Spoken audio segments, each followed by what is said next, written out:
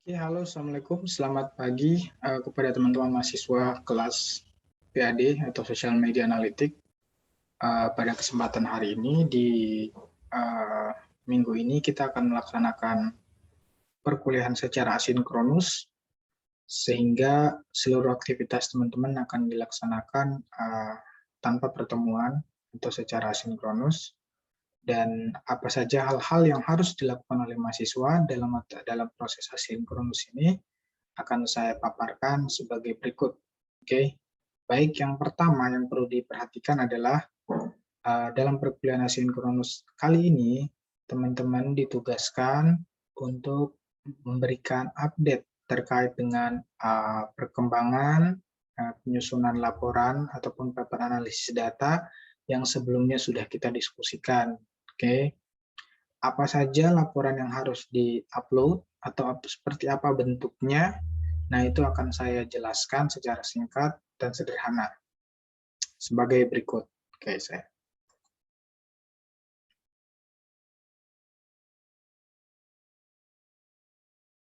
Oke, pertama-tama teman-teman semua sudah pasti dapat mengakses materi ini ada di pertemuan ke-8 setelah UTS, yaitu panduan penulisan tugas akhir.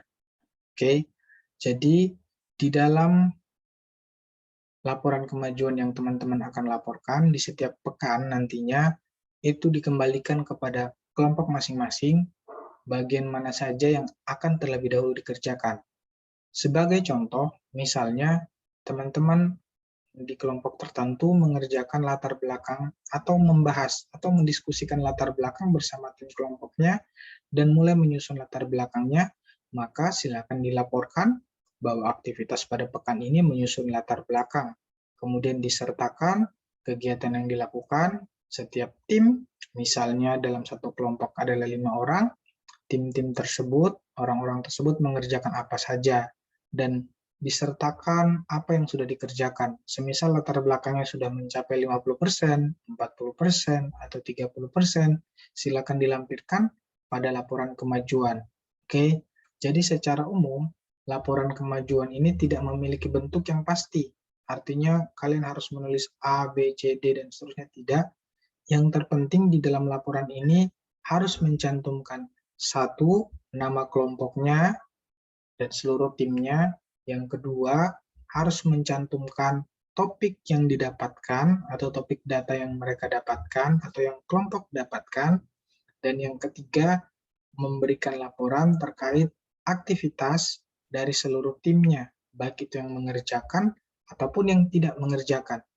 Jika ada tim yang mengerjakan atau yang tidak mengerjakan, silakan dilaporkan atau dicatatkan. Agar apa? Agar seluruh orang yang beraktivitas atau terlibat dalam pengerjaan ini mendapatkan haknya yang semestinya. Jangan sampai ada yang tidak mengerjakan, lalu dia juga mendapatkan nilai. Seperti itu. Jadi kita harus adil terhadap aktivitas kita. Oke, itu terkait bentuk yang keempat. Dan bentuk yang kelima adalah teman-teman menjabarkan aktivitasnya.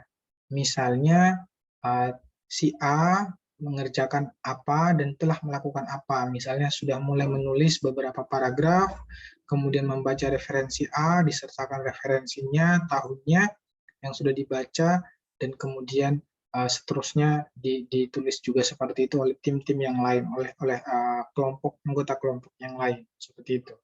Dan jika yang dikerjakan adalah latar belakang, maka di lampirannya harus ada latar belakang yang sudah dikerjakan. Sejauh mana itu dilampirkan di laporannya. Oke, jadi laporan ini tidak punya bentuk yang pasti gitu. Dibebaskan aja selama memenuhi 5 panduan yang tadi yang sudah kita tuliskan. Dan yang terakhir, yang keenam adalah adanya lampiran di dalam aktivitas tersebut. Oke, sehingga kita tahu sudah sejauh mana pengerjaannya. Itu untuk contoh yang latar belakang. Begitu juga untuk contoh misalnya ada kelompok yang memulai mengerjakannya melalui literatur review. Jadi dia mengumpulkan referensi, kemudian mereview jurnal-jurnal yang terkait, seperti itu. Nah, berarti dijelaskan aktivitas itu.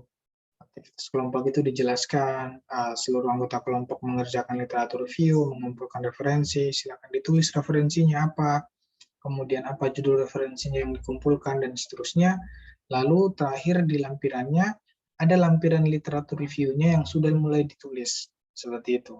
Oke, dan tentu saja ini akan dinilai dan menjadi bagian penilaian dari kelulusan mahasiswa, sehingga kalau misalnya ada yang mengerjakan dengan baik dan ada juga yang mengerjakan asal ada saja, ya tentu saja kita akan memberikan nilai sepatutnya.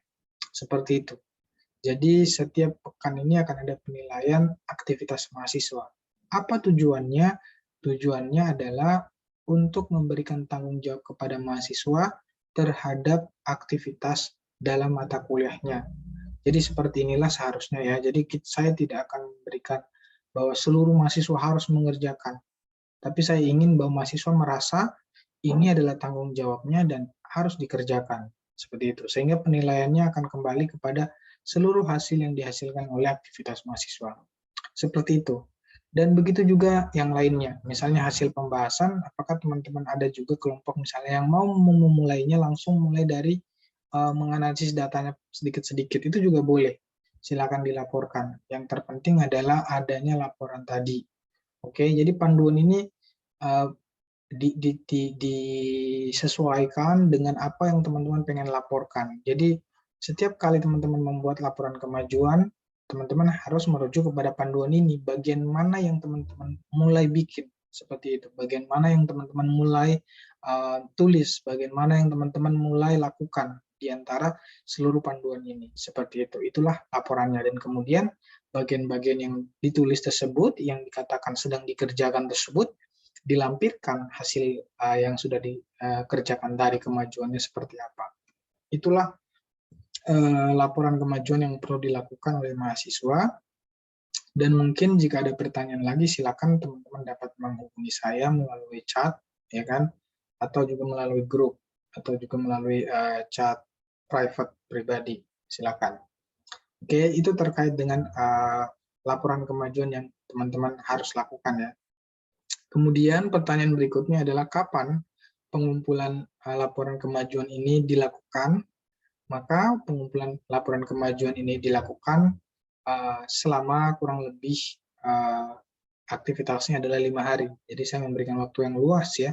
Jadi dalam 1 minggu ini seluruh aktivitas itu harus dilaporkan laporan kemajuannya kan. Yang sebelumnya kan teman-teman juga sudah membuat semacam aktivitas per kelompok begitu yang sudah dilakukan sesama kelompok.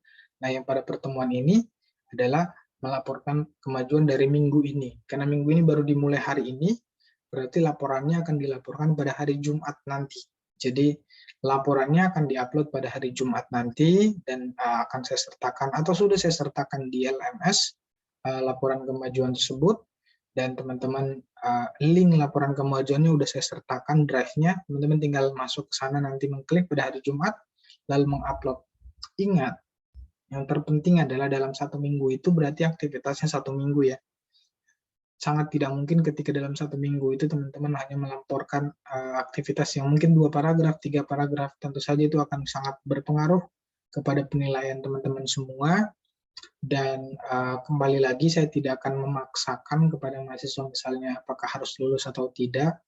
Mahasiswa yang punya tanggung jawab terhadap mata kuliah yang mengerjakan dengan sungguh-sungguh pasti akan lulus. Itu adalah sebuah hasil dari tindakan mahasiswa dan pasti akan mendapatkan hasil yang maksimal juga. Seperti itu mungkin. Jika ada pertanyaan lagi di luar dari apa yang saya jelaskan ini, teman-teman dapat menghubungi saya melalui chat seperti itu. Dan terlebih dahulu silakan membaca dulu panduan penulisannya sebelum melaporkan atau menyusun laporan kemajuannya berdasarkan video ini. Jadi kalau nanti teman-teman kelewat, silakan tinggal diputar ulang video ini dan mendengarkan apa-apa saja yang perlu dilaporkan dalam laporan kemajuan tersebut. Intinya adalah laporannya akan merujuk kepada standar dari penulisan yang sudah kita tetapkan. Mungkin itu dari saya ucapkan terima kasih banyak, dan ini adalah mata kuliah asinkronus pertama kita. Jadi selama kita kuliah sudah sekitar 10 atau 11 pekan kurang lebih. Nah, ini yang pertama kali kita lakukan asinkronus. Semoga teman-teman bisa beraktivitas dengan santai di rumah, tapi tetap juga tidak melupakan aktivitas atau tugas yang sudah kita berikan. Oke, mungkin itu dari saya tutup. Assalamualaikum warahmatullahi wabarakatuh. Semoga sukses mengerjakan tugasnya.